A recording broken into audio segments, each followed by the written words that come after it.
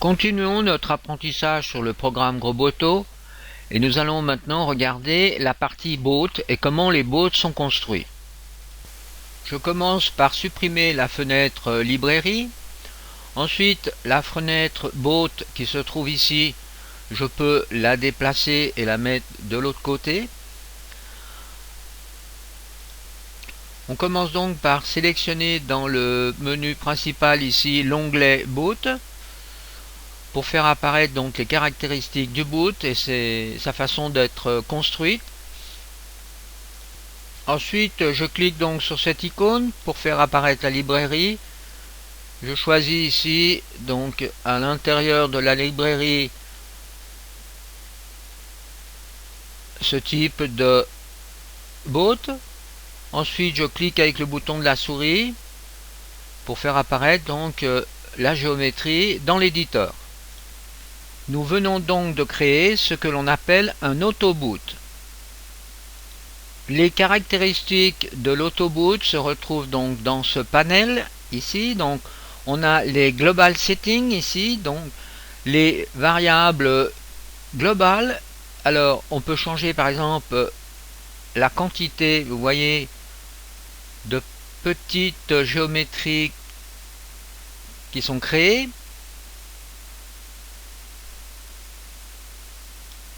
On peut changer l'échelle de la géométrie globale.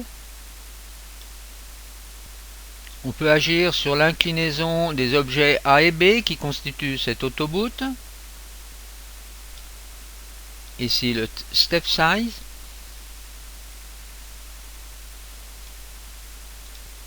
Alors ce que l'on doit bien comprendre, c'est que la création de ce boot a été faite avec deux éléments, donc un élément A et un élément B qui sont ici identiques.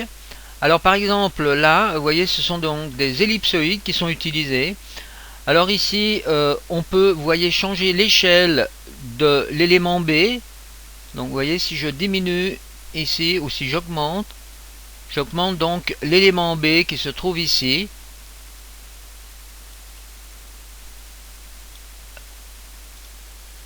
Alors regardons un peu mieux la rotation par exemple de l'élément A. Alors je sélectionne l'élément A ici et là j'ai deux possibilités. Je peux donc agir en cliquant sur cette icône sur la rotation de l'élément A. Alors observez donc l'élément A qui se trouve ici, je vais le faire tourner.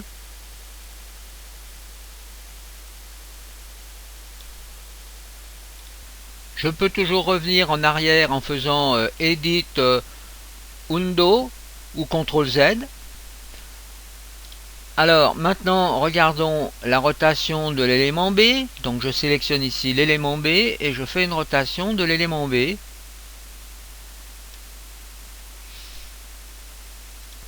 De la même façon, je peux donc aussi agir sur les échelles de ces deux ellipsoïdes, donc A, et ici vous avez la possibilité de changer l'échelle de l'un ou bien de l'autre.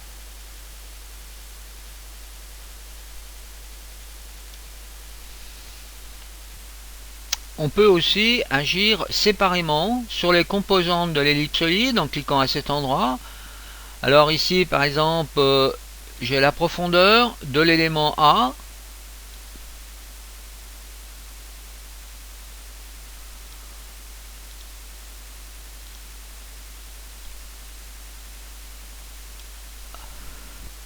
À cet endroit on a des options supplémentaires, donc on peut resetter les rotations, remettre à zéro les rotations. On peut faire une copie de la géométrie A pour la mettre sur la géométrie B. Alors on va essayer. Ici c'est assez intéressant. Dans la partie suivante ici on va pouvoir donc changer par exemple le gradient qui est actuellement utilisé sur ce boot. Alors ici on peut choisir un autre gradient. On voit tout de suite le résultat donc dans le preview. On peut à cet endroit en cliquant sur ce bouton éditer un gradient. Alors par exemple ici je cherche le gradient qui se trouve sur le boot, alors je fais get from boot, donc voilà le gradient utilisé actuellement. Alors ici bien sûr je peux donc changer différentes valeurs.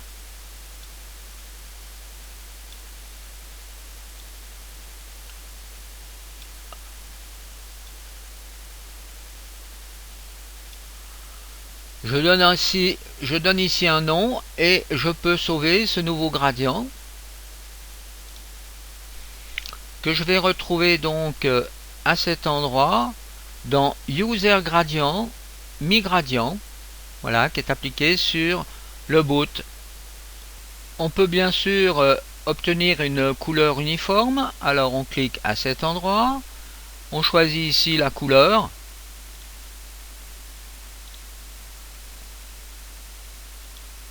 On peut appliquer une texture, alors on va à cet endroit, on fait librairie texture, on choisit donc le type de librairie que l'on veut utiliser. Alors je suis passé de ce côté pour mieux vous montrer. Librairie texture, organique. Choisissons par exemple ce type de texture. Vous voyez, on a bien d'appliquer la texture sur le boat. On a encore ici une possibilité supplémentaire, c'est de faire un mélange entre la texture et par exemple un gradient en cliquant sur cette variable ici. Alors créons de nouveau plus de branches.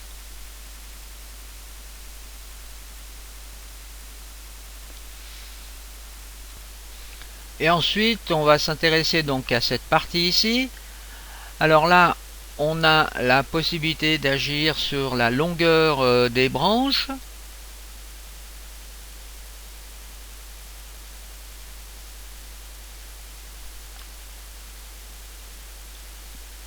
Ici vous voyez, donc on fait tourner le boot. On peut rajouter des nouvelles branches. Là on fait des déformations qui sont assez sympathiques. Là on peut encore changer l'effet. Donc c'est à vous de tester donc ces différents contrôles. Alors je vous conseille bien sûr de sauver assez régulièrement votre boot, car de temps en temps le logiciel peut se planter. Donc on va ici, File, Save As, on donne un nom, alors je vais mettre mi-cours, enregistrer, il existe déjà. Il existe ici une variable intéressante, alors je clique, et là vous constatez que la géométrie a changé, soit rond, soit plat.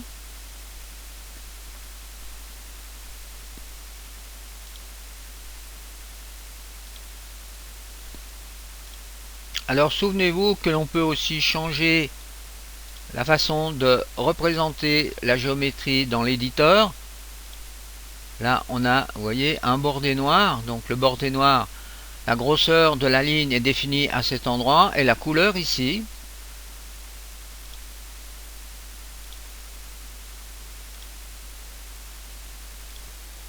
Alors maintenant, si l'on désire sauver ce boot et en créer un boot user, eh bien on va cliquer sur Save et on va donner un nom. Alors par exemple je l'avais appelé Mi Boot 1 pour faire la différence avec un ancien. Alors maintenant étudions donc cette partie ici où on peut créer des objets en bande.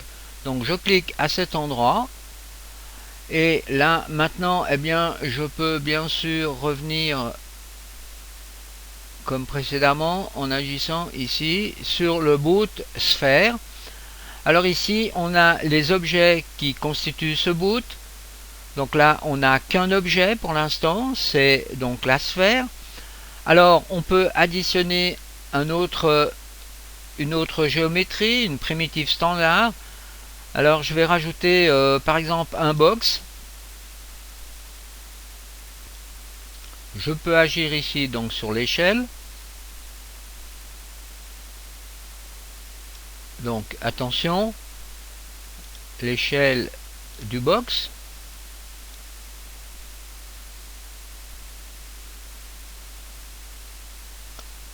Donc là au centre on a l'objet 0 qui est la sphère.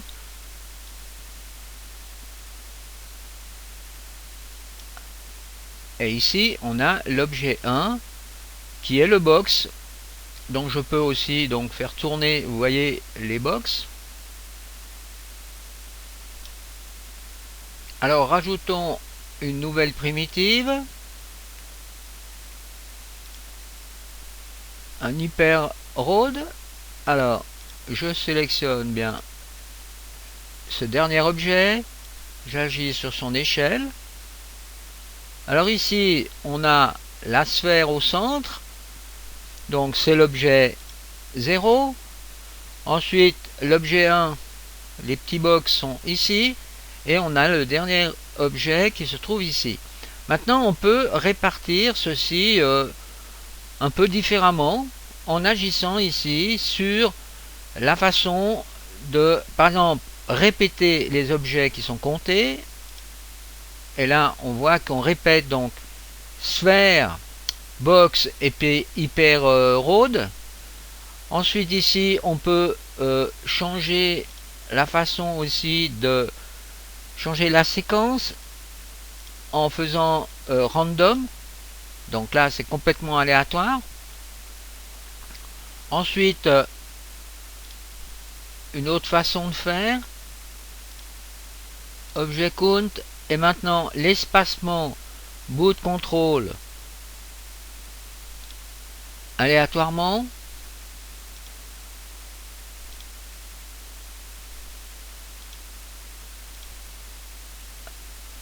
Donc voilà, on peut donc changer la façon de construire notre nouveau boot. Et ici on a un paramètre extrêmement intéressant.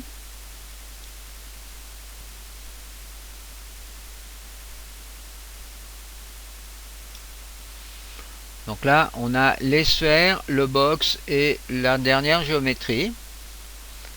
Et maintenant si on change ici, on fait, vous voyez, fixed rotation,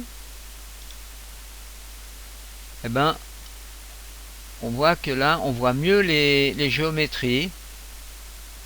Donc là on peut encore changer la rotation par rapport au centre de rotation ou bien à la fin de la rotation. Donc là on vient de voir la construction avec des autoboots. Donc tous les paramètres que l'on peut donc utiliser pour créer des bots complètement différents. Alors maintenant amusons-nous un peu en faisant une animation avec un de ces autobots que l'on vient de créer. Je commence par nettoyer donc l'éditeur. Ensuite je vais dans animer, je fais add boot et je choisis le boot que je viens de créer dans les user boot. Ensuite je peux faire ici un duplicate de cette première clé en faisant shift drag and drop. Ensuite je vais modifier donc cette deuxième clé en agissant sur les paramètres ici. Alors je joue par exemple sur ce paramètre là comme ceci. Je peux faire déjà un preview. Ensuite je vais dans la partie morph et je vais donc choisir ici le type de morphing que je veux. Alors par exemple je fais boot setting pour cette première image et donc la deuxième a été fait automatiquement. Le temps de morphing va être de 3 secondes. Ensuite je vais changer ici la façon de morpher les éléments. Alors je fais d'abord un preview. Voilà, maintenant je peux choisir ici un autre type de mouvement.